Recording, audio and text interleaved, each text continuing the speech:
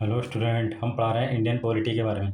Indian polity में हमारी ये एमसीक्यू सीरीज चल रही है। आज हमारा नेक्स्ट लेक्चर है एमसीक्यू के बारे में। इससे पहले की वीडियो हमने कुछ चार्टर एक्ट के बारे में चर्चा की थी, महत्वपूर्ण चार्टर एक्ट थे। अब हम नेक्स्ट वीडियो में भारत शासन अधिनियम और जो उसके कौन कौन से प्रावधान है उसके बारे में चर्चा करेंगे। पूरी की एमसीक्यू वेशन ये सीरीज चलेगी, पूरी पॉलिटी एमसीक्यू के माध्यम से समाप्त की जाएगी और हर एक कॉम्पिटिशन के एग्ज़ाम में ये बहुत उपयोगी है। तो पहला जो इसमें क्वेश्चन रहेगा, कौन सा अधिनियम प्रस्तावना विहीन था। तो कौन सा एक्ट ऐसा था जो प्रस्तावना विहीन था, यानी प्रस्तावना में शामिल नहीं था। तो था भारत शासन अधिनियम 1935। 1919 की अधिनियम की प्रस्तावना इसमें जोड़ दी गई थी। अगला क्वेश्चन है, भारत में संघीय सरकार की स्थापना का प्रस्ताव किस अधिनियम में था। तो संघ सरकार की यदि हम बात करें तो ये भारत शासन अधिनियम 1935। इसकी थोड़ी हम चर्चा बता दें। भारत शासन अधिनियम 1935 के तहत इसमें जो अखिल भारतीय संघ की स्थापना की गई थी, अखिल भारतीय संघ बनेगा, ठीक है नहीं। तो इस अखिल भारतीय संघ में 11 प्रांत थे, ठीक नहीं। और 11 प्रांत थे और कमिश्नरी क्षेत्र थे और कुछ देसी रियासतें थी, ठीक है नहीं। ये इसमें शामिल होंगी तभी आपका ये अखिल संघ बन पाएगा। तो ये 11 प्रांत थे, कुछ 4 कमिश्नरी क्षेत्र थे। इनको संघ में शामिल होना, यानी कि अखिल भारतीय संघ में शामिल होना अनिवार्य था इनको। जो देसी रियासतें थी ये अपनी स्वेच्छा पर निर्भर थीं कि शामिल हो भी सकती हैं, नहीं भी हो सकती हैं, ठीक है नहीं। तो इन्होंने क्या करा, ये शामिल नहीं हो पाई, जिसके कारण ये अखिल भारतीय संघ नहीं बन पाया 1935 एक्ट के तहत। आई होप आपको इतनी बात समझ में आई होगी, ठीक है नहीं। अब इसमें अगला क्वेश्चन फिर पूछा जाता है। अगला क्वेश्चन जो है, भारत में संघीय सरकार क्यों नहीं स्थापित की जा सकी हैं। क्यों नहीं की जा सकी, पहले हमने डिस्कशन किया था। क्योंकि अखिल भारतीय संघ में 11 प्रांत थे, कमिश्नरी क्षेत्र थे, इनको शामिल होना अनिवार्य था। लेकिन देसी रियासतें अपनी इच्छा पर निर्भर थी, शामिल हो भी सकती थी, नहीं भी हो सकती थी, ठीक है नहीं। क्योंकि देसी रियासतें इसमें शामिल नहीं हो पाई, जिसके कारण ये अखिल भारतीय संघ नहीं बन पाया। केंद्र में द्वैध शासन व्यवस्था किस अधिनियम द्वारा लागू की गई थी। तो पहले हम बात करें प्रांतों में। प्रांतों में द्वैध शासन था। इस 1900 एक्ट के तहत प्रांतों में द्वैध शासन को समाप्त करके केंद्र में द्वैध शासन लागू कर दिया गया 1935 एक्ट के तहत। फिर प्रांतों को स्वायत्तता दे दी गई। प्रांत को क्या दे दी गई, स्वायत्तता दी गई कि आप अपने आप में स्वतंत्र हैं, आप अपना कानून बना सकते हैं, आपको इसको पास कराने के लिए केंद्र सरकार से अनुमति की कोई आवश्यकता नहीं है। ये तो इसमें प्रांतों को स्वतंत्रता मिल गई, ठीक है नहीं, 1935 एक्ट के तहत। अगला है, भारत शासन अधिनियम 1935 के द्वारा प्रांतों में किस प्रकार की शासन व्यवस्था स्थापित की गई थी। तो हमने डिस्कशन कर लिया, स्वायत्त शासन व्यवस्था, क्योंकि कानून बनाने में अपने आप में स्वतंत्र हो गई थी, क्योंकि यहाँ से द्वैध शासन को समाप्त कर दिया गया था। अगला आपका क्वेश्चन है, भारत शासन अधिनियम 1935 के द्वारा केंद्र और प्रांतों में जो शक्तियों का विभाजन किस रूप में किया गया है। तो ये 7वीं अनुसूची, समवर्ती सूची, 3 सूचियों में इसको बांटा गया है। पहला आपका संघ सूची, जिस पर कानून बनाएगी केंद्र सरकार, ठीक है नहीं। दूसरा है प्रांतीय सूची, प्रांत, जिस पर कानून कौन बनाएगी, राज्य सरकार, ठीक है नहीं। और तीसरा है आपका समवर्ती सूची। समवर्ती सूची, इसमें 36 विषय हैं, इस पर कानून राज्य सरकार और केंद्र सरकार दोनों मिलकर इस पर कानून बनाएंगी। अगला है आपका फेडरल संघीय, यानी सुप्रीम कोर्ट की जो स्थापना किस अधिनियम के द्वारा की गई थी। तो किस अधिनियम के द्वारा की गई थी, सन 1935 एक्ट के तहत। तो ये कहाँ पर हुई थी इसकी स्थापना, दिल्ली में इसकी स्थापना हुई थी, और जिसमें मैक्सिमम 6 न्यायाधीश हो सकते थे 1935 एक्ट के तहत। तो अगला आपका क्वेश्चन है, संघीय न्यायालय को कौन कौन से अधिकार प्राप्त होते हैं। तो संघीय न्यायालय को 3 अधिकार प्राप्त होते हैं। पहला आपका प्रारंभिक अधिकार था, आप प्रारंभिक अधिकार था, आप जो है सुप्रीम कोर्ट में अपील कर सकते हैं। दूसरा अपीलीय, तीसरा परामर्शदात्री, यानी परामर्श यानी कि सलाह भी ले सकते हैं। अगला, भारत शासन अधिनियम 1935 के द्वारा कितने प्रांतों में द्विसदनीय विधानमंडल स्थापित किया गया है। द्विसदनीय, तो भारत शासन अधिनियम 1935 एक्ट के तहत हमने देखा था 11 प्रांत थे, ठीक है नहीं। इस 11 प्रांतों में 6 प्रांतों में द्विसदनीय विधानमंडल स्थापित किया गया। अब ये विधानमंडल आ गया, विधानमंडल में 2 पार्ट आएंगे आपके। एक तो आपका आ जाएगा विधान परिषद, ठीक है नहीं, और एक आपका आ जाएगा कौन सा, विधानसभा, ठीक है नहीं। विधानसभा एक निम्न सदन था जो अस्थायी सदन हुआ करता था। विधान परिषद एक स्थायी सदन था, उच्च सदन था, इसको हम बोलते हैं। तो 6 प्रांतों में द्विसदनीय विधानमंडल स्थापित किया गया था। वो 6 प्रांत कौन-कौन से थे, एक बार मैं आपको बता दूँ। जैसे पहला था आपका बिहार, ठीक है नहीं? बिहार, बिहार के बाद आपका बंगाल, ठीक? बंगाल के बाद आपका असम आ गया। असम के बाद आपका संयुक्त प्रांत आ गया, ठीक नहीं? संयुक्त प्रांत। संयुक्त प्रांत के बाद फिर आपका मुंबई, ठीक नहीं? मुंबई के बाद आपका आपका आ गया मद्रास। तो 6 प्रांत हो गए, 1, 2, 3, 4, 5, 6। बिहार, बंगाल, असम, संयुक्त प्रांत, बम्बई, मद्रास, 6 प्रांत में द्विसदनीय विधानमंडल स्थापित किया गया था। 11 प्रांतों से 6 प्रांतों में बनी थी, ठीक है ना? इतनी बात आपको याद रखनी है। और इस एक्ट के द्वारा भारत परिषद का अंत कर दिया गया था 1935 एक्ट के द्वारा। 1935 के अधिनियम के बारे में 1935 का जो अधिनियम था, इसके बारे में किसने कहा था कि यह अनेक ब्रेकों वाली इंजन रहित गाड़ी है? तो पंडित जवाहरलाल नेहरू ने जो 1935 का अधिनियम था, पंडित जवाहरलाल नेहरू ने इसे कहा ये अनेक ब्रेकों वाली इंजन रहित गाड़ी है, अनेक ब्रेक वाली। और जो एक थे मोहम्मद अली जिन्ना, मोहम्मद अली जिन्ना ने इस 1935 एक्ट के तहत इसे कहा था कि ये सड़ा गड़ा बुरा रूप है, ये सड़ा गला बुरा रूप है ये 1935। ये किसने कहा? मोहम्मद अली जिन्ना ने, ठीक है नहीं? चलिए अगला आपका क्वेश्चन देख लेते हैं। भारत शासन अधिनियम 1919 के द्वारा सांप्रदायिक निर्वाचन पद्धति का विस्तार कर इसमें किनको और शामिल कर लिया गया? तो 1935 एक्ट हमने पीछे पढ़ा था, इसमें सांप्रदायिकता के आधार पर मुस्लिम को शामिल किया गया। फिर 1909 के तहत अब 1919 में और विस्तार करके इसमें आंग्ल भारतीयों, ईसाइयों, यूरोपियों एवं सिखों को भी इसमें शामिल कर लिया गया। अगला आपका भारत शासन अधिनियम 1935 को गुलामी का अधिकार पत्र कह लो या फिर दास्ता का चार्टर एक्ट कह लो। क्या कह लो? दास्ता का एक्ट, ठीक है नहीं? ये भी एक क्वेश्चन आता है आपका। किसने कहा? ये किसने कहा? पंडित जवाहरलाल नेहरू ने। या तो इसे दास्ता का चार्टर एक्ट कह लो या फिर गुलामी का अधिकार पत्र कह लो। ये किसने कहा? पंडित जवाहरलाल नेहरू ने। अगला आपका क्वेश्चन है, मोस्ट इंपोर्टेंट क्वेश्चन है ये परीक्षा की दृष्टि से। अगला आपका जो क्वेश्चन है, संविधान निर्माण हेतु संविधान सभा के गठन का प्रस्ताव सर्वप्रथम किया गया था। तो 1942 क्रिप्स मिशन के द्वारा। इसमें क्या बात की गई थी? जापान की शक्ति बढ़ रही थी। जापान हो गया आपका, ऑस्ट्रेलिया हो गया और चीन हो गया, चीन के बाद अमेरिका हो गया। इन लोगों ने क्या करा? ब्रिटेन पर दबाव डाला। जब ब्रिटेन पर दबाव डाला तो ब्रिटेन जो है घबरा गया कि अब जो है भारत को किसी तरीके से स्वतंत्र किया जाएगा, ठीक है नहीं? तो फिर इसके चलते इसने 23 मार्च 1942 को, डेट आप याद रखना कितनी है, 23 मार्च सन 1942 को क्रिप्स मिशन, स्टेफोर्ड क्रिप्स की अध्यक्षता में। कौन थे? स्टेफोर्ड क्रिप्स की अध्यक्षता में क्रिप्स मिशन कहाँ पर आया? भारत आया, ठीक है। और वहाँ पर जो थे पंडित जवाहरलाल नेहरू थे और अब्दुल कलाम आज़ाद थे। इनसे इन्होंने वार्ता की और कहा कि युद्ध जब समाप्त हो जाएगा तो हम भारत में संविधान सभा का अलग संविधान, वो संविधान सभा का निर्माण करेंगे, यानी संविधान बनाने की स्वतंत्रता होगी, ठीक है। और मुस्लिम लीग जो चाह रही थी वो ये कह रही थी कि देश का जो विभाजन है वो सांप्रदायिकता के आधार पर किया जाए। सांप्रदायिकता का आधार मतलब ये है जो मुस्लिम लोग हैं वो पाकिस्तान की मांग कर रही थी और मतलब बंटवारा हो जाए एक हिसाब से ये बातें।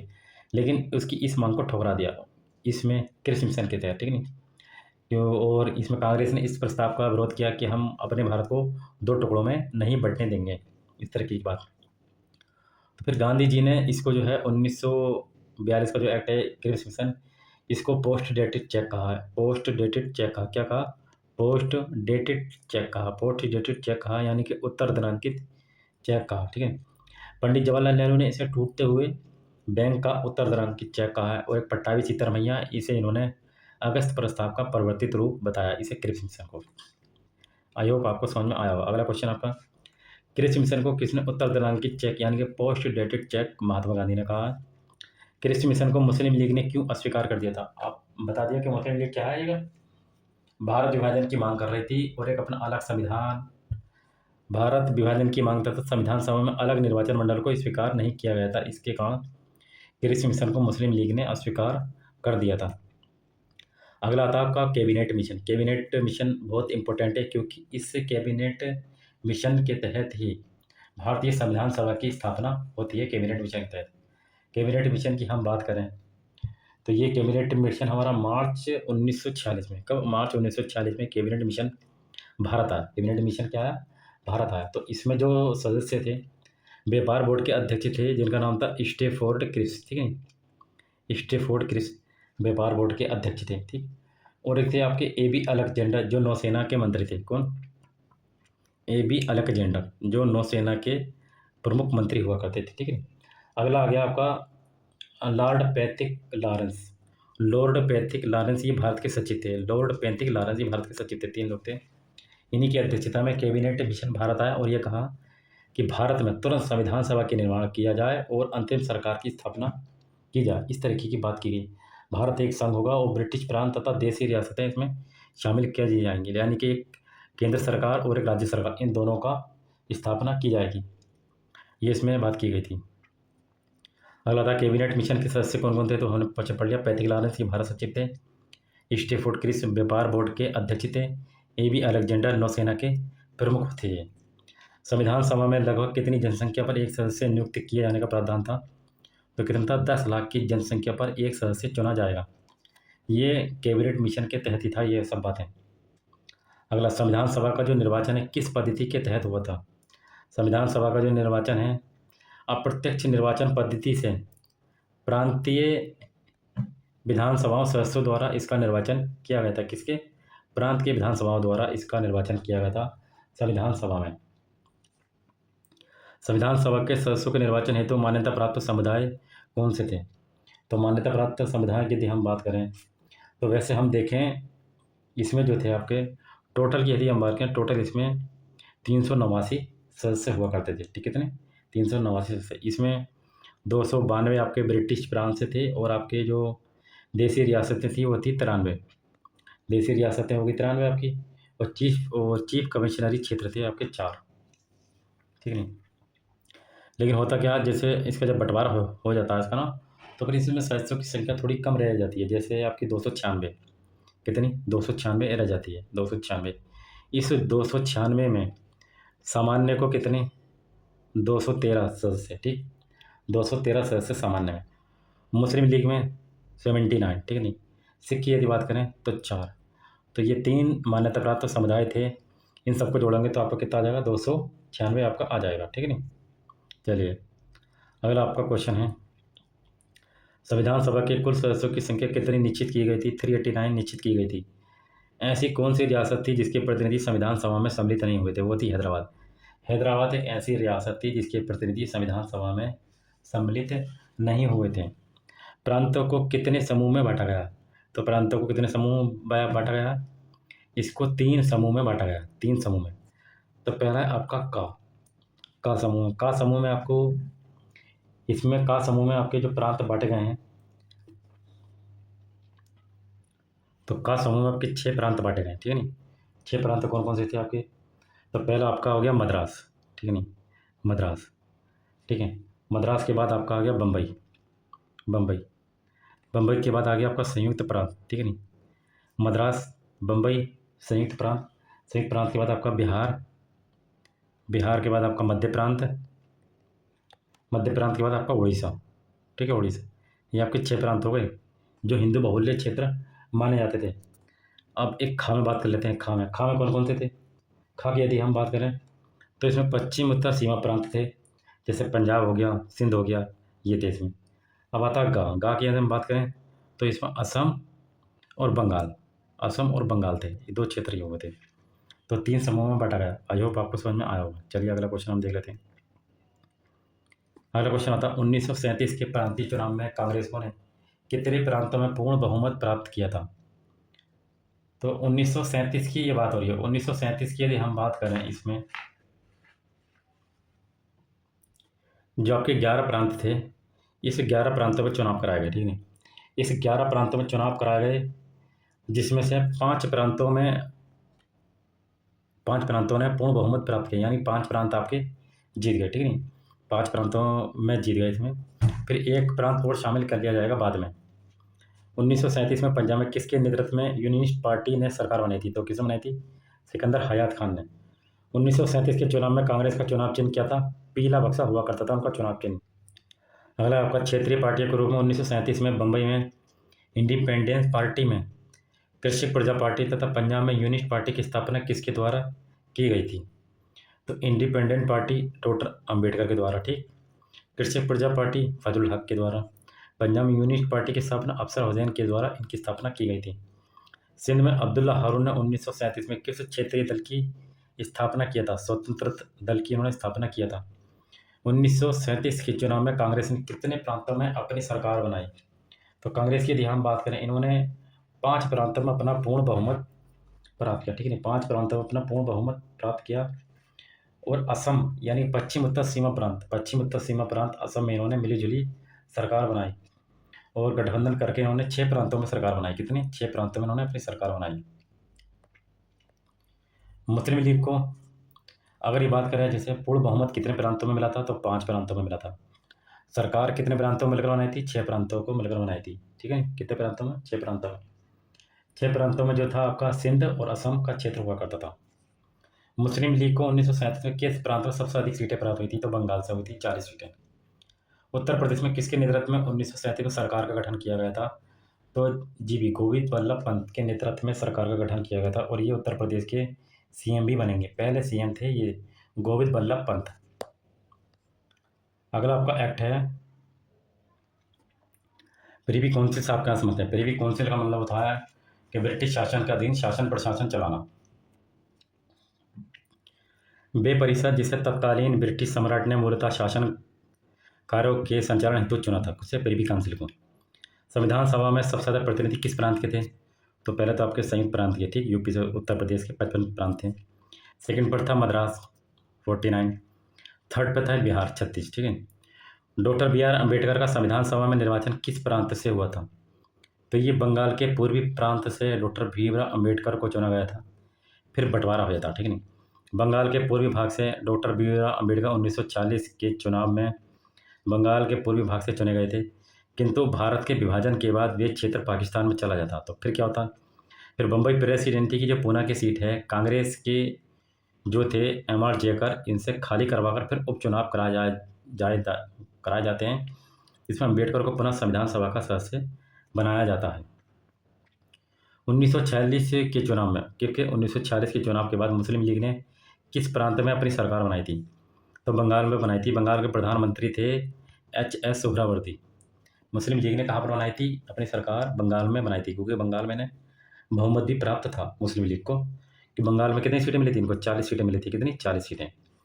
डोमिनियन स्टेटस से क्या मतलब है? डोमिनियन का अर्थ होता है शासन करना। ठीक है, इसका अर्थ है शासन करना या शासित प्रदेश।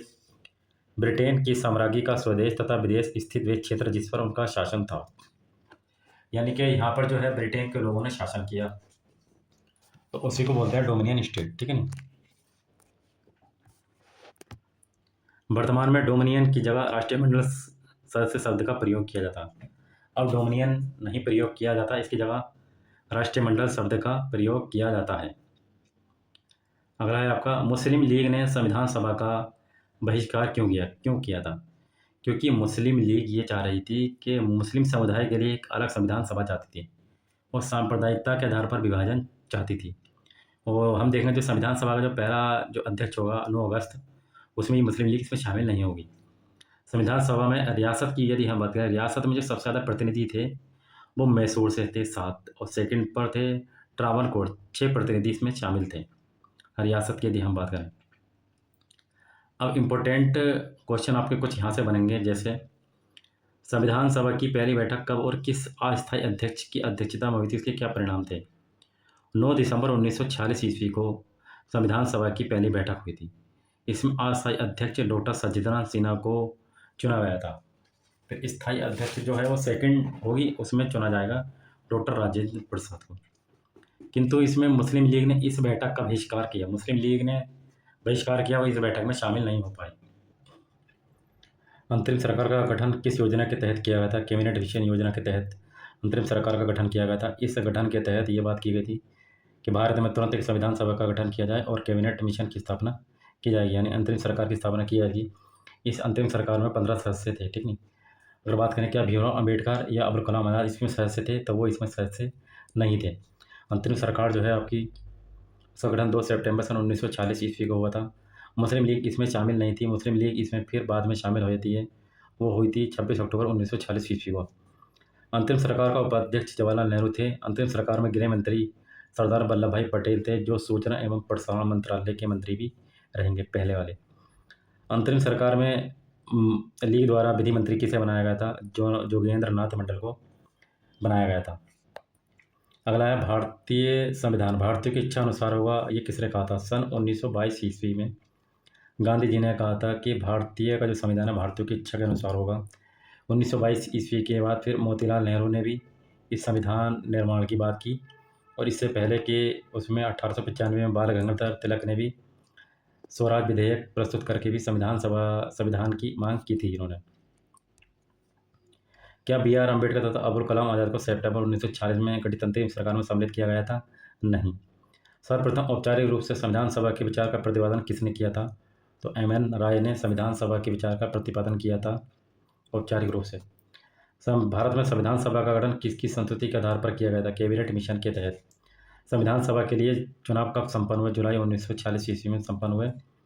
कुल कितने स्थानों के लिए चुनाव लड़ा गया था? 296 स्थानों के लिए चुनाव लड़ा गया था। संविधान सभा के चुनाव में कांग्रेस को कितनी सीटों पर जीत मिली थी? 208 सीटों पर, जिसमें मुस्लिम लीग को 73 सीटें प्राप्त हुई थी। किस योजना के द्वारा भारत एवं पाकिस्तान के विभाजन का प्राविधान किया गया है? तो माउंटबेटन योजना आई थी। कौन सी? माउंटबेटन योजना। ये लास्ट हमारे वायसराय भी रहेंगे। ये कब आई थी आपकी? 3 जून सन 1947 ईस्वी को माउंटबेटन योजना आई थी, जिसको हम बालकन प्लान, 3 जून का प्लान भी कहते हैं हम इसको। तो इसमें भारत एवं पाकिस्तान के विभाजन की मांग की गई थी, लेकिन फिर भारतीय स्वतंत्रता अधिनियम आएगा, उस एक्ट के तहत भारत एवं पाकिस्तान को अलग कर दिया जाएगा। इसमें सिर्फ प्रावधान किया गया था। जून 1948 तक अंग्रेजों द्वारा भारत की घोषणा किस ब्रिटिश प्रधानमंत्री ने की थी? तो उस समय ब्रिटिश का प्रधानमंत्री था क्लेमेंट एटली। भारत एवं पाकिस्तान का विभाजन किस अधिनियम द्वारा किया गया था? भारतीय स्वतंत्रता अधिनियम 1947 के तहत किया गया था भारत एवं पाकिस्तान का विभाजन। ये विभाजन कब हुआ था? 18 जुलाई सन 1947 ईस्वी को इस विभाजन का प्रस्ताव रख दिया गया था। भारतीय स्वतंत्रता अधिनियम ब्रिटिश संसद द्वारा कब पारित हुआ था? 18 जुलाई सन 1947 ईस्वी के तहत इस प्रस्ताव को पारित कर दिया गया था। अगला आते हैं, भारतीय स्वतंत्रता के समय जो ब्रिटेन में थे, किस पार्टी की सरकार थी? वो लेबर पार्टी की सरकार हुआ करती थी। स्वतंत्र भारत के गवर्नर जनरल कौन थे? वो माउंटबेटन थे स्वतंत्र भारत के गवर्नर जनरल। भारतीय स्वतंत्रता के बाद संविधान के निर्माण के पूर्व भारत का शासन अधिनियम अनुसार चला गया। तो जब स्वतंत्र हो गया तो उसका शासन प्रशासन एक एक्ट आया था आपका 1935 एक्ट के तहत, इसके अनुसार चलाया गया। संविधान सभा के विभाजन यानी कि पुनर्गठन के बाद संविधान सभा में कुल कितने सदस्य थे? 324 सदस्य थे। जब विभाजन नहीं हुआ था तब कितने थे? 389 सदस्य थे। अब संविधान का विभाजन हो गया तो कितने थे? 324 सदस्य थे। ठीक। भारत के विभाजन का जो बालकन प्लान था वो किसके ऊपर था? लॉर्ड माउंटबेटन के मस्तिष्क के ऊपर था बालकन प्लान, जिसको हम 3 जून का प्लान एक माउंटबेटन योजना के नाम से जानते हैं। भारत और पाकिस्तान के बीच पंजाब बंगाल में सीमाओं के निर्धारण के लिए पंजाब सीमा आयोग और बंगाल सीमा आयोग के नाम से 2 सीमा आयोग का गठन कब किया गया था? 30 जून 1947 ईस्वी को किया गया था। भारत पाकिस्तान के मध्य सीमा निर्धारण के लिए गठित सीमा आयोग का अध्यक्ष कौन था? सर रेडक्लिफ के तहत भारत और पाकिस्तान के बीच सीमा का निर्धारण किया गया था। भारत मंत्री यानी सचिव का पद 1947 भारतीय स्वतंत्रता अधिनियम के तहत समाप्त कर दिया गया था। ब्रिटिश सम्राट का देशी रियासतों पर प्रभुत्व कब समाप्त हो गया? तो 1947 में जब देश आज़ाद हो गया तो ब्रिटेन का जो अपना शासन प्रशासन था वो सब समाप्त हो गया। 15 अगस्त 1947 से लेकर के 26 जनवरी 1950 तक भारत का राजनीतिक दर्जा क्या था? ब्रिटिश राष्ट्रकूल के लिए एक अधिराज का। अगला आपका आता है, संविधान सभा की प्रथम बैठक कब और कहाँ हुई थी? संविधान सभा की प्रथम बैठक कब हुई थी? 9 दिसंबर 1946 ईस्वी को नई दिल्ली में हुई थी, जिसके अस्थायी अध्यक्ष डॉक्टर सच्चिदानंद सिन्हा को बनाया गया था, जिसमें मुस्लिम लीग ने इसका बहिष्कार किया था। मुस्लिम लीग इसमें शामिल नहीं हुई थी। संविधान सभा की स्थापना कब की गई थी? 9 दिसंबर 1946 ईस्वी को की गई थी। और संविधान सभा का गठन उस तिथि से माना जाता है जिस तिथि को वायसराय ने संविधान सभा की प्रथम बैठक को बुलाया था। तो प्रथम बैठक हुई थी जिसमें अस्थायी अध्यक्ष कौन थे? डॉक्टर सच्चिदानंद सिन्हा। ये वरिष्ठ उम्र थे। उद्देश्य प्रस्ताव की हम बात करें, उद्देश्य प्रस्ताव जो था उस समय कितने अनुच्छेद थे? 8 अनुच्छेद थे। उद्देश्य प्रस्ताव जवाहरलाल नेहरू ने पेश किया था 13 दिसंबर सन 1946 ईस्वी को उद्देश्य प्रस्ताव किया था और 22 जनवरी सन 1947 ईस्वी को स्वीकृति मिली इस उद्देश्य प्रस्ताव को। तो 13 दिसंबर 1946 ईस्वी को उद्देश्य प्रस्ताव किसने प्रस्तुत किया था? जवाहरलाल नेहरू ने। स्वीकृति कब मिली? 22 जनवरी 1947 ईस्वी को। स्वतंत्र भारत की संविधान सभा का अध्यक्ष कौन था? डॉक्टर राजेंद्र प्रसाद थे। स्वतंत्र भारत के संविधान सभा के अध्यक्ष कौन थे? डॉक्टर राजेंद्र प्रसाद संविधान सभा के अध्यक्ष थे। Doctor B R. अम्बेडकर की बात करें, इन्होंने प्रारूप समिति की स्थापना की थी 29 अगस्त 1947 ईस्वी को प्रारूप समिति की स्थापना की थी और इसमें डॉक्टर बी.आर. अम्बेडकर के तहत कितने सदस्य थे? 7 सदस्य थे। कितने सदस्य थे? इसमें 7 सदस्य थे। Doctor B R. अम्बेडकर के थे। और एक बात और बता दूं, जैसे बी.एल. मित्र हट गए थे, इनके स्थान पर फिर एन. माधव राव को बनाया गया था। फिर एक 7वें सदस्य थे, कौन थे? डी.पी. खेतान की आकस्मिक मृत्यु हुई थी, फिर इनके स्थान पर टी. कृष्णाचारी को सदस्य बनाया गया था। तो 7 सदस्य थे इसमें। संविधान के प्रारूप समिति के सदस्य जो जे.पी. खेतान की मृत्यु के बाद किसे इसको सदस्य बनाया गया था? टी. कृष्णाचार्य को बनाया गया था। संघ संविधान समिति का अध्यक्ष जवाहरलाल नेहरू, प्रांतीय संविधान समिति का अध्यक्ष सरदार वल्लभ भाई पटेल थे और ये सरदार वल्लभ भाई पटेल अल्पसंख्यक एवं मूल अधिकार समिति के अध्यक्ष भी थे। ये सरदार वल्लभ भाई पटेल।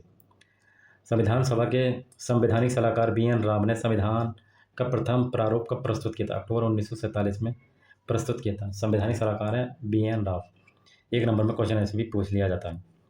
भारतीय स्वतंत्रता के बाद संविधान सभा की प्रथम बैठक कब हुई थी? तो 14 अगस्त 1947 को मध्य रात्रि की हुई थी, क्योंकि 15 अगस्त 1947 ईस्वी को पाकिस्तान आज़ाद होता, उससे एक दिन पहले इसकी संविधान सभा की प्रथम बैठक हुई थी।